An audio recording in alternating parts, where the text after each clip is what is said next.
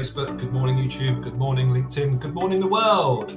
Coming up on today's show, we have the incredible Mr. Warren Milburn from Monkey Computer Support, and we also have Limarah Crathorne from Convert More. Good morning, David. Good morning, Andrew. How is it in your studio? Very well. I'd like to welcome you into the Gritty Business Show as the co-host, special guest host today. So welcome in. Thank you very much, Andrew. It's always great to lend a hand, especially to such a funky broadcast. Absolutely. So plenty going on the show today. We've got a couple of great guests. So if you're out there watching, just make sure that you pop any details or any questions you have in the comments box on LinkedIn, Facebook, YouTube, and we can ask the guests, or if you want to shout out, just say hi. And and if you ever want to come on the show, do let us know. There's links in the details on the events on LinkedIn and Facebook about how you can get involved on the Gritty Business Show. But plenty coming up today, David. Absolutely. We cannot wait to hear from Warren Milburn this morning. And we also have the fantastic person whose name escapes me right now. Limarah Crathorne. Limarah, of course, Limarah. Fantastic. So first of all, what I'm going to do, just like I always do, is welcome new members into the club. And then we'll come back and then we'll have a chat a little more. So here we go. All right, so it's great to see some new members in the club this week, and I would like to welcome in Mr. Mike Sharp. Fantastic to see you, Mike. Also, Simon Caseborn, who joined a week or so ago. Great to see you, Simon. Yvonne Reed, who joined very recently, and Mr. Mark Wingfield. So great to see you, Mark, and do pop into the club soon so we can all get together and find out about you and your business. So always good at the Cobra Club, people always joining, so I suggest anyone sort of get involved. But David. Yes, just to extend my welcome to the new members as well. Please jump into any of the meetings. You'll find it nice, friendly. Nobody is out to do anything other than help you out with your business. That's what it's all about, isn't it? It's about support and community. But David, you obviously have your own show and you get involved with the Cobra Club, sometimes as a bit of a news reporter. So what I was going to do was roll this VT and put you on the spot and see what you've got lined up for this week. So let's hit that button, and after this, we'll hear from David.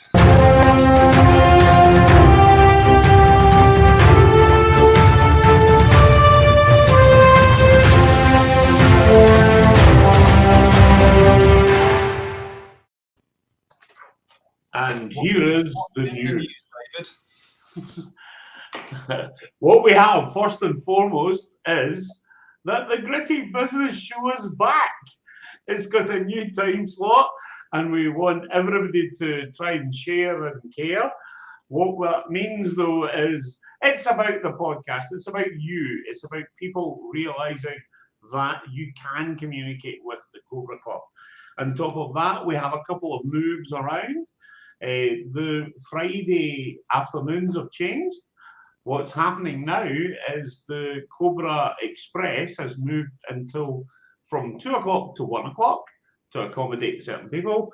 And we have Sharon has rejigged the Wind Down Friday. It is now Wind Down Friday with loose women. And I don't know what that means. The book is open on that, and back to you, Andrew. Yes, thank you, David. Yes, well, we'll have to find out more details from Sharon about what that's all about. But anyway, it's set to be a great event, so recommend anyone coming and finding out more. If you'd like to find out more, just find out, go to www.thecobraclub.co.uk. Now, David, I'm going to roll a VT in a second, and when we'll come back, we're going to have our first guest here. But if you'd like to introduce our first guest for us, that'd be great. Listen, there is nobody more IT savvy. There is the wonderful, the Macam Slayer himself. We have the wonderful Warren Milburn, Roll VT. Thank you. Right, here we go.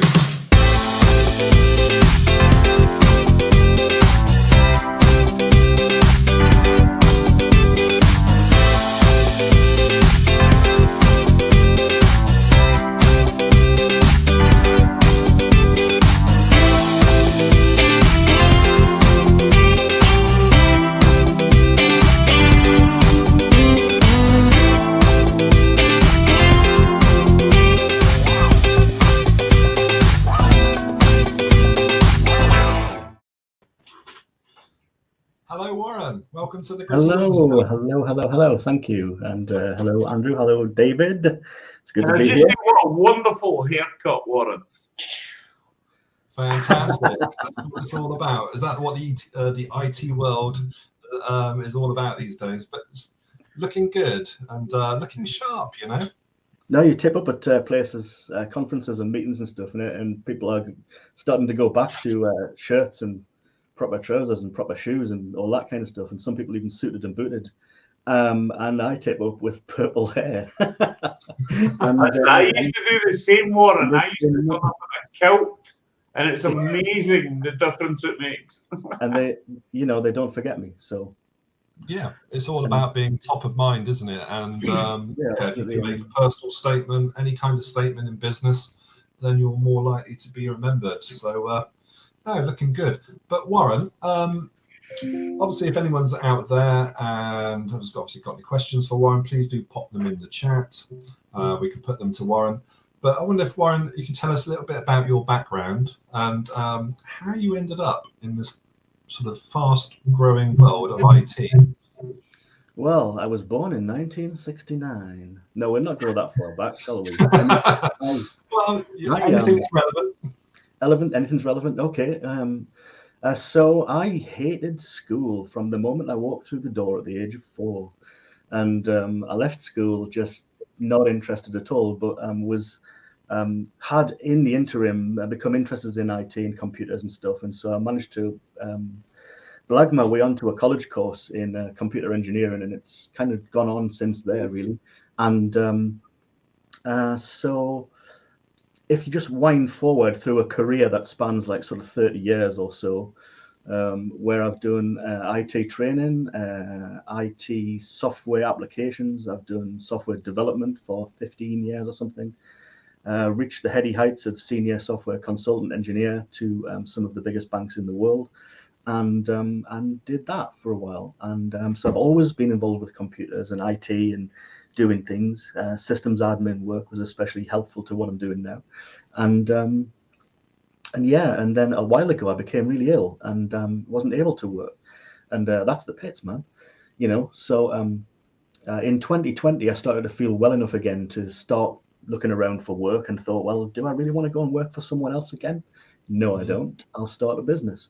And so someone gave me, it's just coincidentally, someone at that time gave me 30 quid to fix their mobile phone. And it was 30 quid more than I had in the world at that point. And I fixed the mobile phone, and I could have gone down to the pub and blown it, my 30 quid. But I didn't. I decided to invest in tools. And I invested in tools to fix laptops, and I started fixing laptops. And then it just kind of went on from there. And then I discovered the world of managed services, which we'll be talking about a little bit more in greater depth in a little bit. But I discovered managed services as a way of providing my clients, especially business clients, with things like remote monitoring and management and cybersecurity and things like that. And I could do it all from my office, which was great. No more visits to people's houses, businesses on site, although it didn't quite work out like that. But that's kind of the way it went, and that's what we've done. We've moved on again from managed services to something else, which I'll talk about in a little while, but I'll save that for that conversation.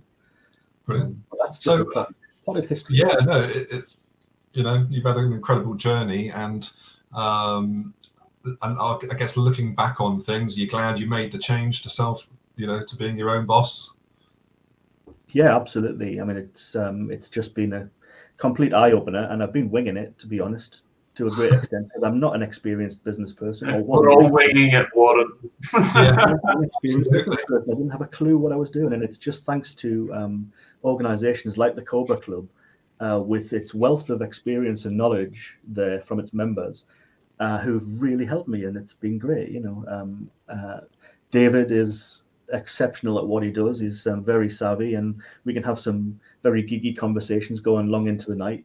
And when it comes to marketing and things like that, I didn't have a clue. So marketing, sales, Here's a question for you, Warren. Has that computer qualification helped, other than introducing you to the world of IT? Has it really helped? Has it made a difference? Is it something everyone should do? What, a computer qualification? Yeah. As in an academic qualification. Yeah. I think it gives you a good grounding in what you need to know. I certainly wouldn't have. It goes way back to having good lecturers and good courses to go on as well. And it's horses for courses, really, because if you end up on a course where the lecturers aren't very good, mine were exceptional, and I've always sought out the best people to learn from, and I continue to do that to this day. I still do that. I look for mentors. I look for people who can really show me the ropes. So for some people, it's going to be exceptionally good thing. For some people, maybe not, and maybe they just want to say forget that and just jump in and learn by, other means. So it's not for everyone, but it worked for me, and it gave me advantages. My lecturer, my best lecturer at college, on the first day, he was a maths lecturer. He said, "Forget everything you think you know about maths and what you've learned in the last 5 years, and we'll start again." That was the best lesson that I've ever had in college or university. Yeah, no, brilliant. But going back to sort of managed services, so people out there might be sort of listening, thinking, "Oh, I think I know what managed. What? How do you define what is a managed service? And why? Well, let's just start with that, and then we can lead on. Okay. Managed services is essentially outsourced IT support.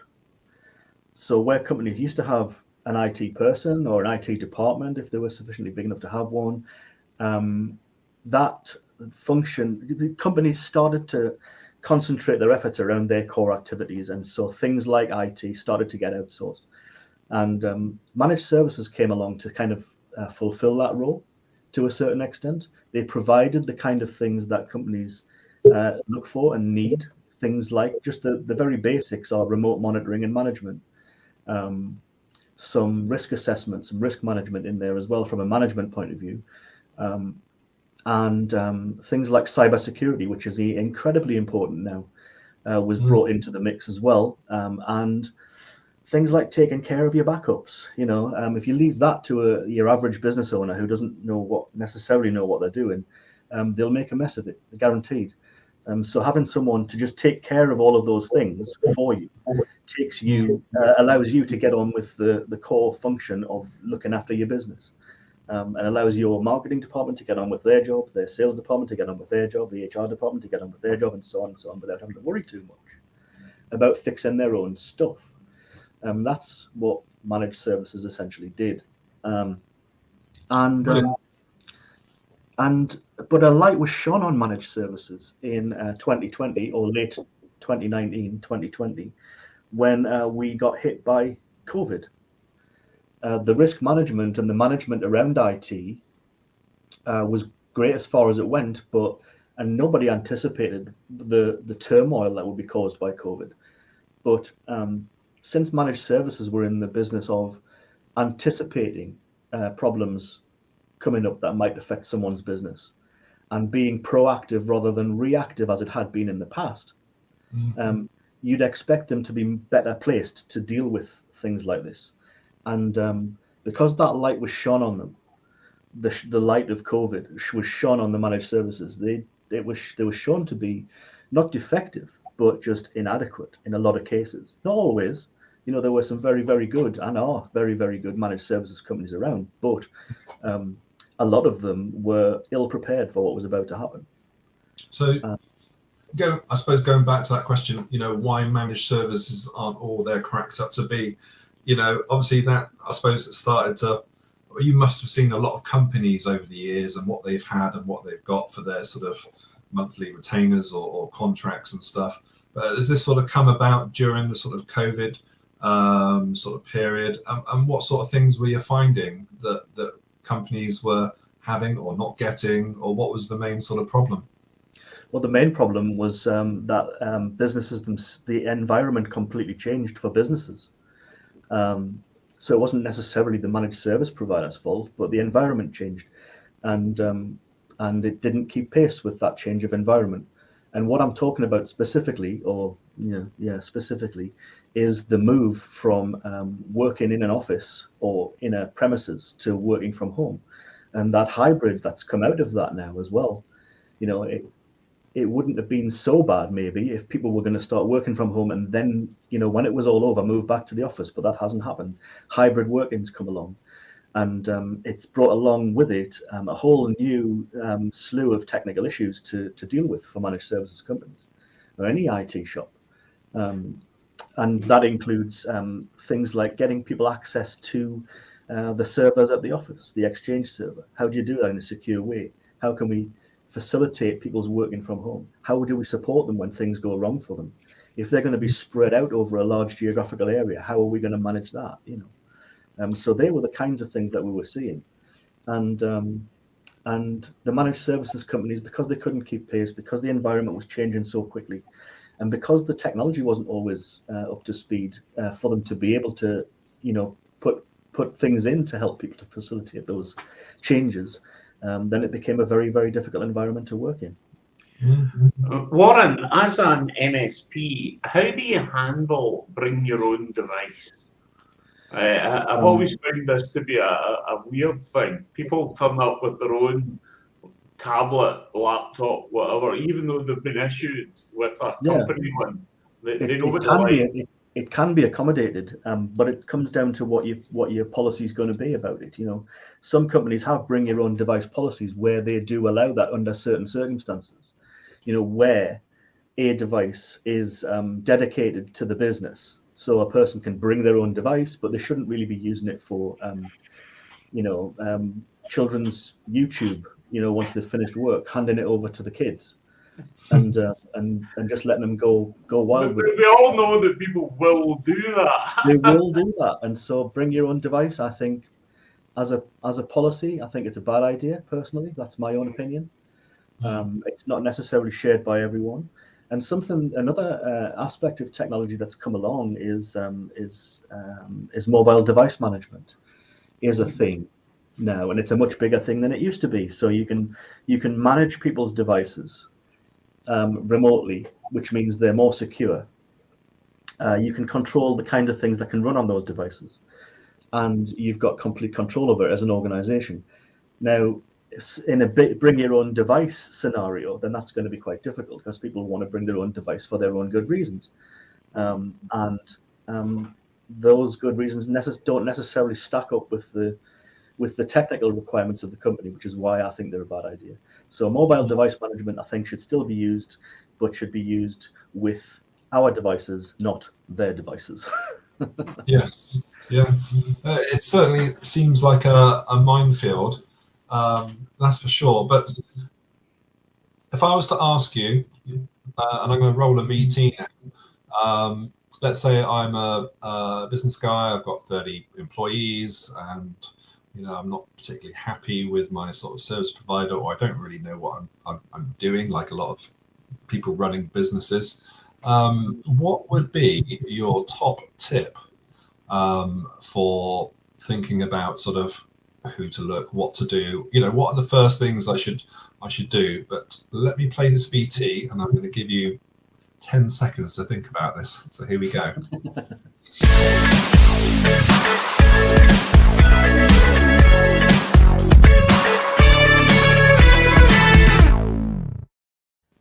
Very good. I love these little vignettes that you have. Fantastic. Anyway, the top tip is that because of what we've just talked about, the deficiencies in the MSP business model, and I won't labor the point, but there's a new generation of MSP. There's a next gen MSP business model that's come around. it's been tried and tested and was already being used in the United States to a much greater degree than we have in this country. We tend to like to sit back and watch everyone else make the mistakes first and see how things work out for them before we jump on it and say, oh, that's a good idea, we should use that. And we're at that point now. So that business model is called TSP, the Technology Success Provider model. It was pioneered by a guy called Gary Pica from a company called True Methods. Gary is a guru in managed services land. Anybody who's worked in managed services or is in managed services as a business owner will know who Gary Pica is. And if they don't, then you don't do business with them. So the new business model, the TSP business model, Technology Success Provision, adds in the things that were missing from the MSP model that caused the chaos, basically, and those deficiencies that were highlighted. I don't know if it was by design or by coincidence, probably a bit of both. But the TSP model came along and it's been proven in the United States. We're bringing it to the United Kingdom. There's a handful of TSP providers now in the United Kingdom. And everyone who's a true TSP has been trained by Gary Pica and True Methods. There's a certification program coming out next year, I think, that will say we've been trained by Gary Pica. It's going to be the kind of it's going to be big news next year in managed services land, and we're already there. We've already done the training. We're as an organization, we're part of a thing called True Peer, which is a peer group which provides accountability and extra training, advice, and anything you might need to be able to support your business model, and that's what we're doing. The advantages of TSP over MSP is that in MSP land, you got three basic delivery areas. One was the managed services themselves, the centralized services like remote monitoring and management, like cybersecurity and backups, like documentation and password management and things like that. You also had the support to go with it. And the support that went with it responds to alerts from within centralized services. So let's say there's a cybersecurity alert. There are people there in the support department who can deal with that. And that's great. That sounds fantastic. The other part of it is professional services, which is all projects, moves, adds, and changes, essentially. So if you wanted to move your premises, all your stuff from premises to somewhere else, then the project department, the professional services people would take care of that. And that's all part of what managed services is all about. The problem with that is that the support component is still based on this old idea, which is inescapable to a certain extent, this old idea of doing break fix. When something breaks, we come and fix it. And then we go away again, and you don't see us until something breaks again. And to the business owner, this sounds fantastic. It sounds like, wow, I've got all these issues in my business. We're firefighting IT all the time, but I've got someone who can come and fix it. The problem with that is that there's a lead time. There's a service level agreement that says we don't have to tip up for the first day or the first 2 days or the first 8 hours. So there's a lead time. And that's governed by a triaging system that says, the SLA says they've got to tip up within 8 hours or a day or 2 days or whatever it happens to be, however you want to structure it. There's a lead time, and during that lead time, you've got a person who's unable to use technology because it's not working, or a team. Imagine a sales team of 5 people who are all trying to get on, and their part of the network's not working properly. They can't do their thing, so the people who depend on them doing their thing can't do their thing either. So the whole business can very quickly grind to a halt. And it happens. There's a lead time. There's the time that it takes to effect the fix. Once the lead time's expired, there's a time to effect the fix, and then there's some reconfiguration sometimes. There's some teething troubles that you have to iron out in order to get everything to work again. And then you go away. But all during that time, and it could take, I don't know, if you've got a serious cybersecurity issue, that could take weeks, several weeks to put right. Now, imagine your business can't function effectively for that length of time. It's going to put you out of business in some cases. So is it, Warren, the old proactive versus reactive argument? Proactive versus reactive. Proactive is as fine as far as it went, but it was all based around risk management, and it's all very well trying to look into the future to see what might happen, but you'll miss things. I'm just thinking about the hourly rate it costs, yeah, absolutely. Yeah, but just in terms of, because we're rapidly running out of time, Warren, okay. In terms of, there's two things I want to sort of do quickly. One is, in terms of how you deal with your clients, can someone have a free consultation? How does that work, and how does someone get hold of you?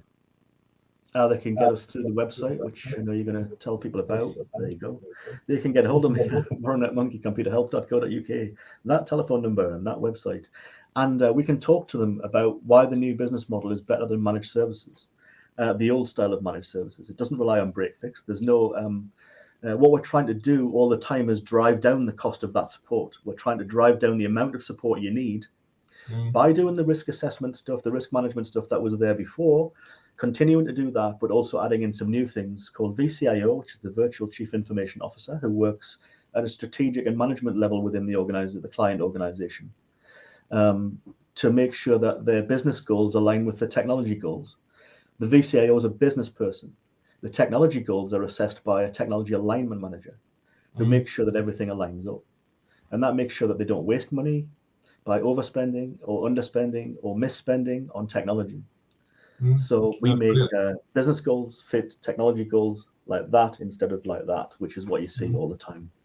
Yeah, thank you, Warren. I think you're doing a brilliant job, and don't highly recommend your services, and I know David would too, because you two are very aligned, aren't you? You guys. But Warren, there's one question I want to ask you.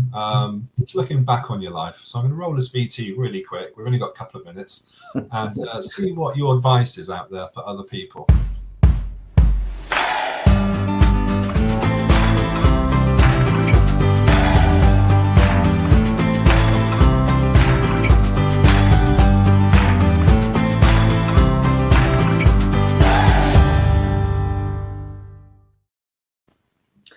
I have a student who just started with me, 18 years old, called Charlotte, and I've put together a little video called Monkey Business IT Raw. It's part of a series of raw podcasty type things. It's out on all the usual places at the moment, and you can have a look at that. But essentially, what I would say is number one top thing is to always associate yourself with the best people and the people who can help you most in your career at all times. And if you do that, you'll be well served. So always find the best people to talk to, always find the best mentors, always find the best education you can, always find the best experiences you can, and get stuff on your CV. That's something that you can really talk about. You should have stuff on your CV that you can talk about forever with people, and they're going to go, wow, you worked for those guys? Yeah, I did. Wow, how was that? That's going to get you known. Yeah, brilliant. Thank you, Warren. And just like to thank you for today, Warren Milburn from Monkey Business IT. Check him out, awesome fella. And wish you all the best, Warren, and hopefully we'll see you back in the Cobra Club soon. You will. Thanks, Warren. Always good. Andrew. Thank you, David. Take care. Bye. See you soon. Bye.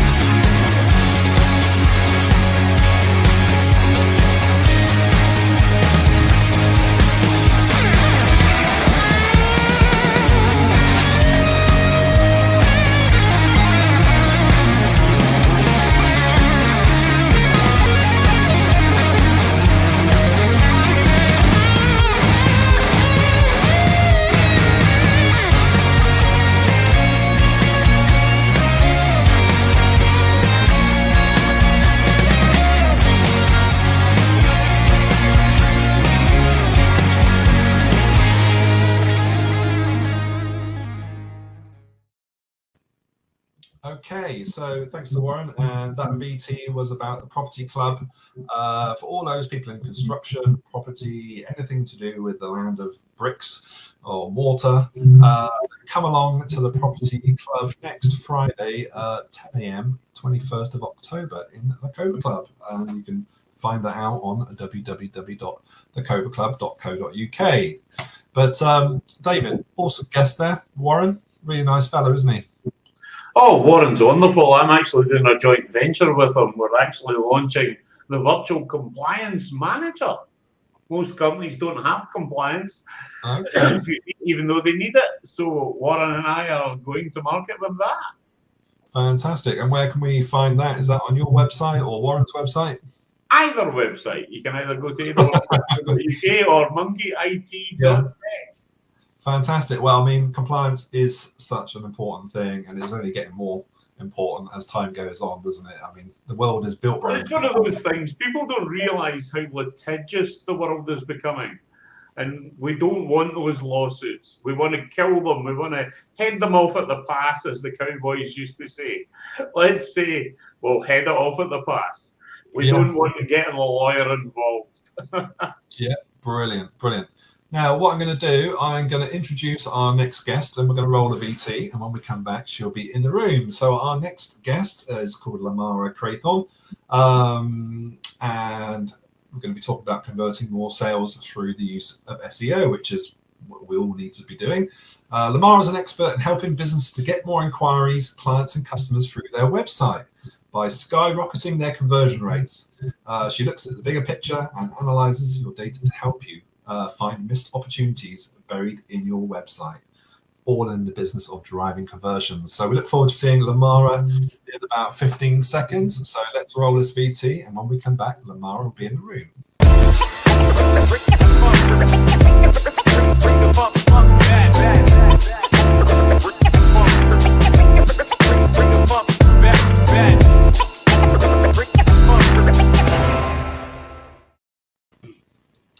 Hello, Limarah.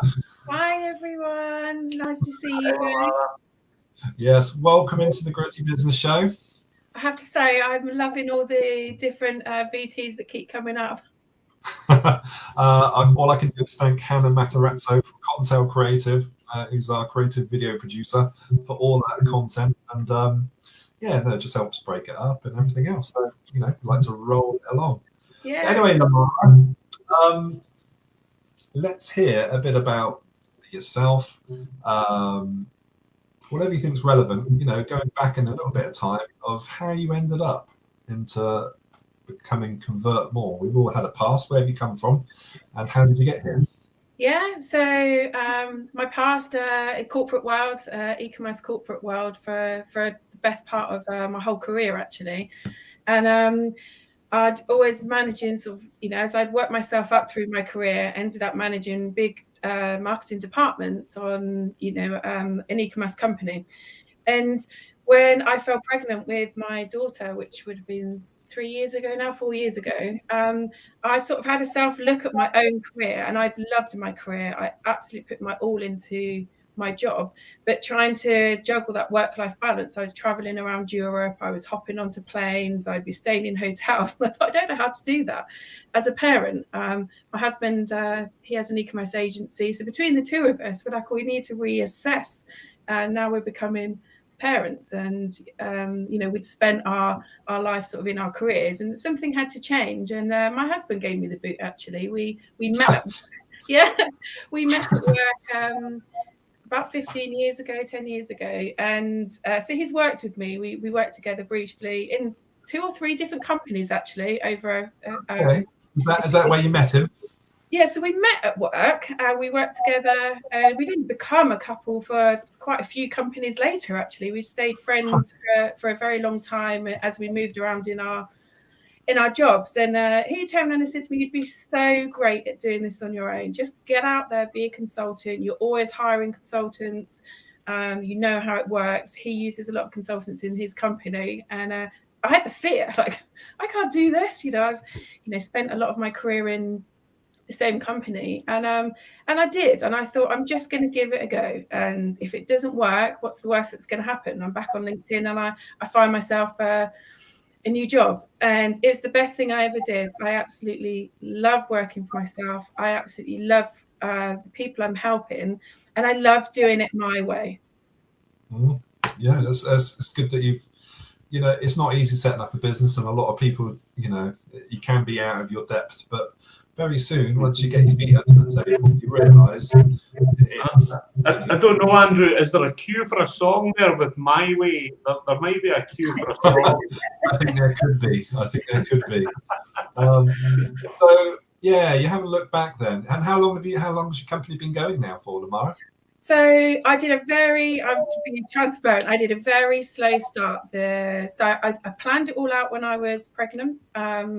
So I had a year off from my maternity leave where I started building, and I was still then, do I go back to work? Do I not? So I had that year space, but I started. So I was very fortunate to have that year to really think it through. Whereas a lot of people have to make that decision quickly, I had a lot of breathing space.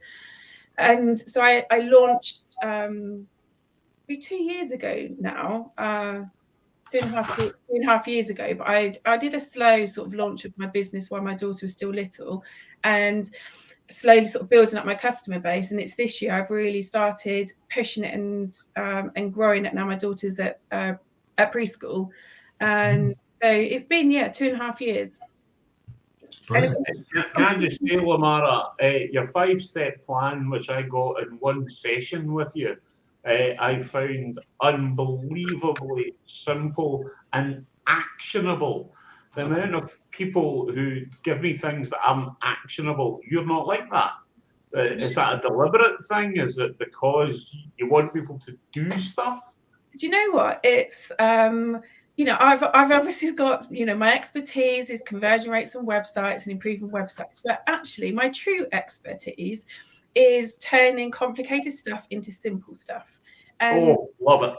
I've always, all throughout my career as a manager, it was always something my team would always say to me, and other teams would always come to me because I could explain things in a simple way. And when I look at my own feedback from customers and my own reviews online, it's a common thing. It's always, she just made it seem simple. And maybe I'm simple-minded. I think I like things explained simple to me, because we get lost, and there is nothing worse, especially when, I don't know, I was geeking out on Google Analytics 4 on a train the other day, and my mind was blown because it was so complicated. But in my head, I was thinking, this is a really easy thing, but you're not doing it easily. And I was like, I'm going to use this for my own clients, but I'm going to make it simple, because we just get lost in overcomplications. I'm sure if you can also think back to school and university and education, and always having to use the thesaurus to make words bigger and sentences more complicated. And I'm just the opposite now.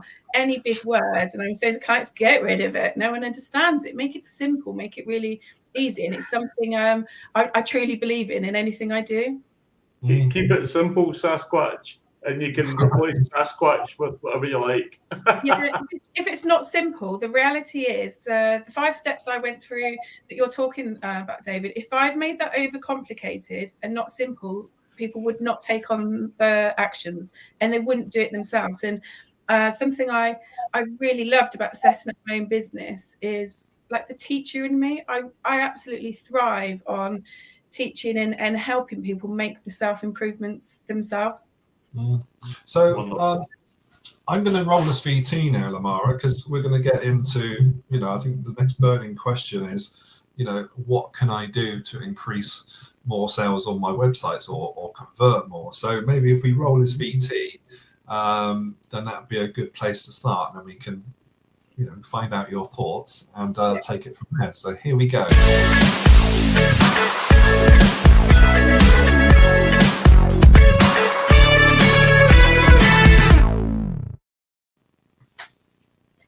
Okay, so my first thing, and this is boring and I'll try and make it simple, and clients hate it when I say this, is track and measure everything.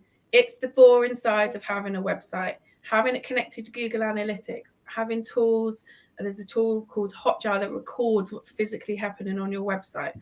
having other tools like Google Search Console to see what's happening with your organic traffic. These, you have to track and measure everything to see what's happening, because what you design on your website, all those funky graphics, all the great videos, all the fantastic pages, the content you write, you don't know if that's working until you track and measure it. And what you might think people want to read and what you think they want to see, 9 times out of 10 is actually the opposite.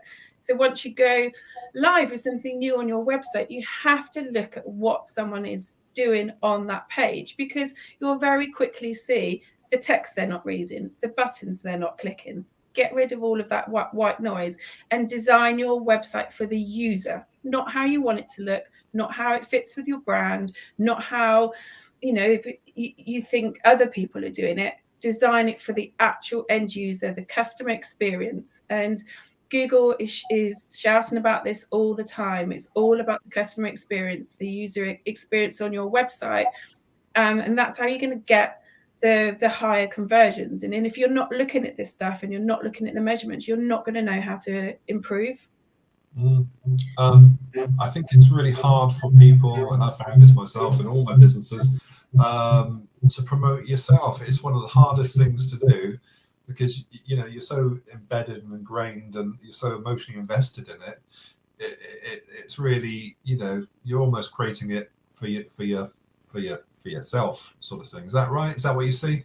Yeah, absolutely. And I see it on myself. I preach so much and I make all of these mistakes myself on my own website, on my own marketing. It's really hard to sell yourself. And it's actually been the hardest thing for me starting my own business, because marketing, I've been living and breathing, and actually getting out there and selling yourself. And, I could do the website stuff, but the other side, it is difficult. And one thing I would always recommend to people is when you're building your website or looking at your website, or if you've got a website, if you can hire people like me to help and point you in the right direction. But sometimes we don't always have the budget, especially when you're first starting out. It's difficult and you get scared. I don't want to spend money with this person. What if it doesn't make a difference to me? Or I don't really understand. And that's where I'd highly recommend anyone who's got a website is step back and give your website to someone else. A friend, someone in the pub, your mum, a family member who doesn't actually understand what you do. We've all got that family member who doesn't really know what you do for a living. Give your website to someone else and watch them. Give them a task, watch them on your website, see what they're doing. I get them to ask questions, and you'll straight away see problems in your own website. You'll see what they're not reading. You'll see what they're missing and not finding on your website. And that kind of information, is so useful. You can get it in tools like Google Analytics in Hotjar, but you can also get it from people looking at your website and understanding what part of the customer journey going through your website just isn't working. Yeah, I guess there's, with any website, there's quite a few touch points, would you say? Yeah, and what's really important is understanding those touch points, because when you go through that customer journey, every touch point is invaluable to you, because you need to keep pushing them through that funnel to eventually get that conversion. Whether it's downloading something so you get their email address, whether they're purchasing something or booking a call for something, you don't want to lose them at any point. It's so easy, and I'm sure lots of you do this when you're searching for something in Google and you're actually opening up every link that you see on that first page, and you've got 10 tabs open of companies doing the same things, and you quickly look, no, and if something doesn't grab you on that website, we're fickle and we'll just move on to the next one, because there's lots of companies out there. So we really need to be watching the touch points when people are coming to your website and traveling through your website. And it's really important to monitor these touch points to make sure you don't lose anyone through the gap, especially when we're spending money on things like Google ads and Facebook ads. It's the leaky bucket. If you're going to keep pushing, spending money, filling up your bucket just to leak out the bottom, and that's where I come in. It's plugging these leaks and making sure we're not losing anyone. Even the smallest things of trust. We even, you know, all this time we've been having websites, we still don't trust them. We still don't trust the business behind the website. We still think, are you going to scam my credit cards? You know, are you going to spam me with a load of emails afterwards? Am I going to get 10 other companies contacting me?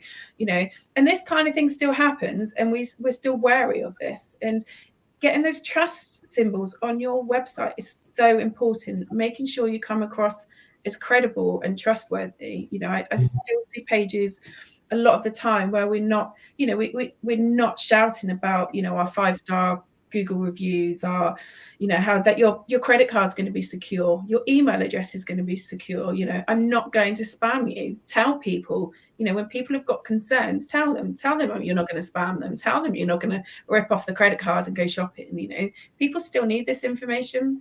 Yeah, I suppose. Sorry, Limarah, can I just ask? You mentioned trust symbols. So is that as simple as the little padlock in the top? What do you mean?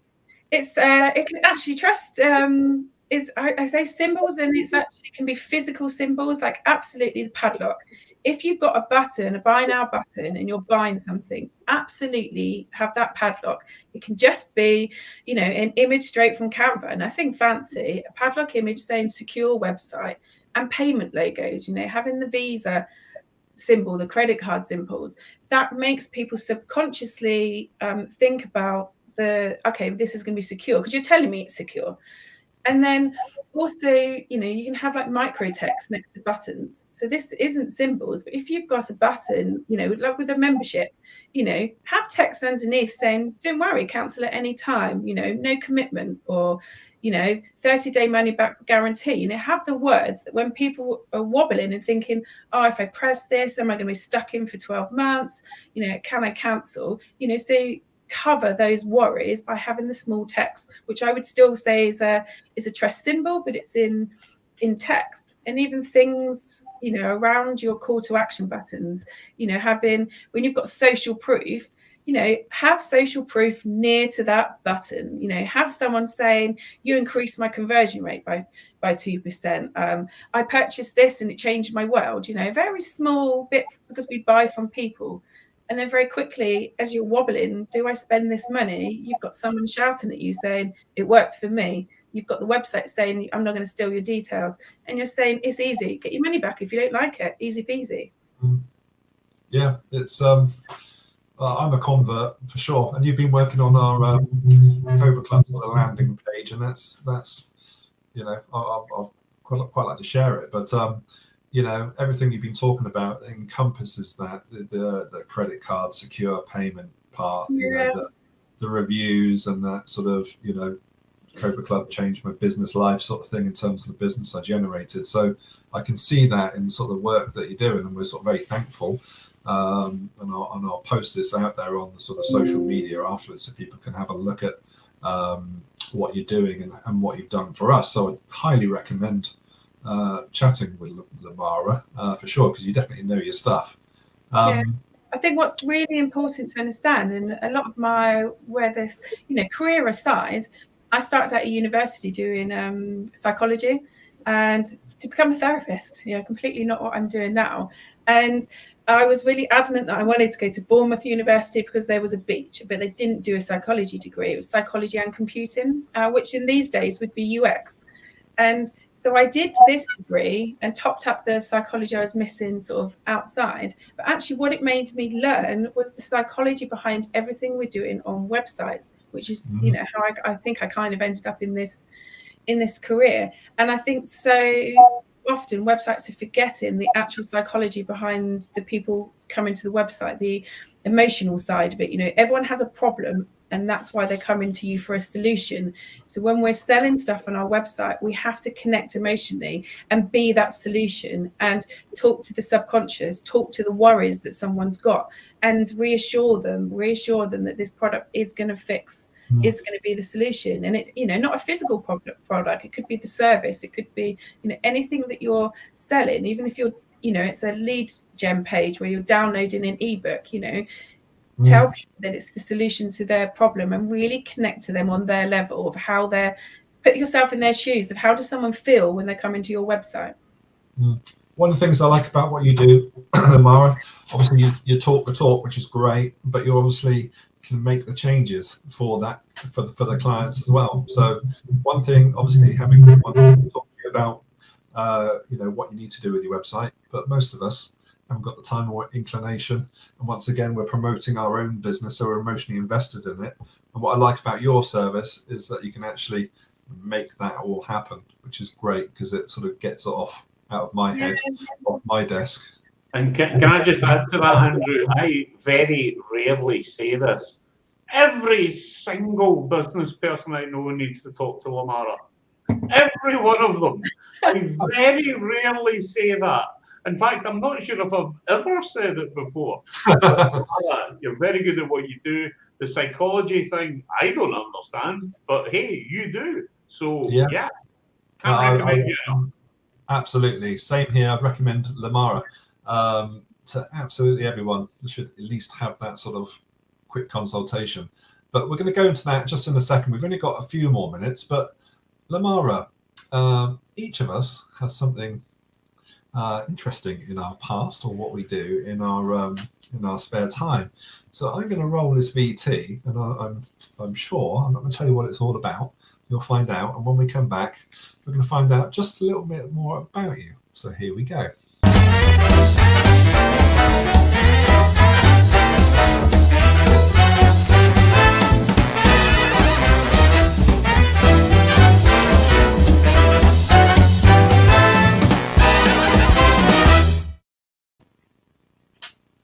So Limarah, what's your secret talent? My secret talent, scuba dive. Oh, right. Yeah. Brilliant.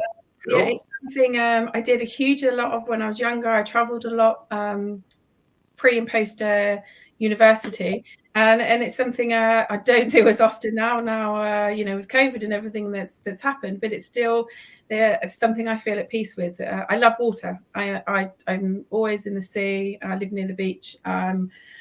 I just love being in the water. So yeah, get me under the water with the fishes. I should have been a mermaid, but yeah. One of my sisters actually thinks I think she is a mermaid. She absolutely adores mermaids. Yeah, and I just love the water. Yeah, no, brilliant. It's always wonderful. Yeah, no, really good. So just quickly, Limarah, I've only got a couple more minutes, but in terms of how you work with business owners, can someone sort of have a free consultation? Where do they go? What do they do? How does it all work?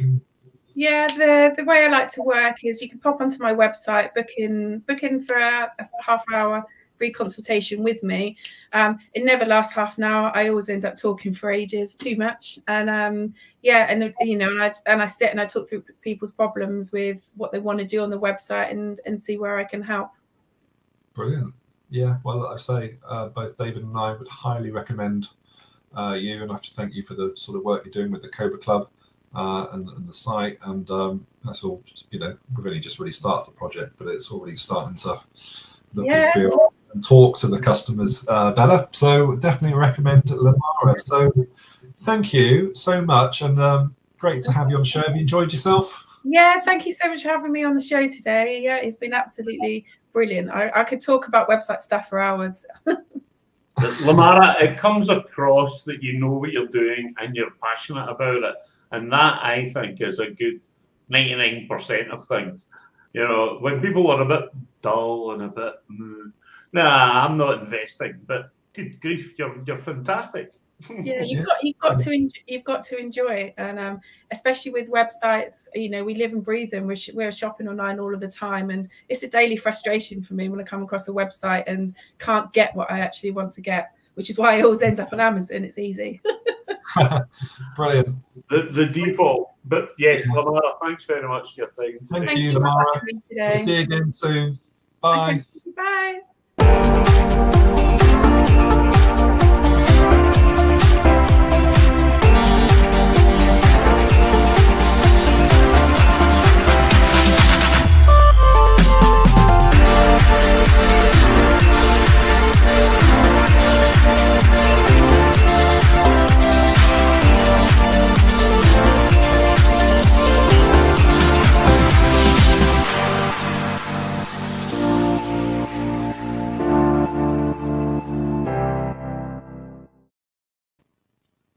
Awesome. Well, Limarah, fantastic guest day, David. Absolutely. Both guests were fantastic. I highly recommend both of them. Yeah, awesome. So we'd like to thank our guests today, both Warren Milburn and Limarah Crathorne. So thank you ever so much.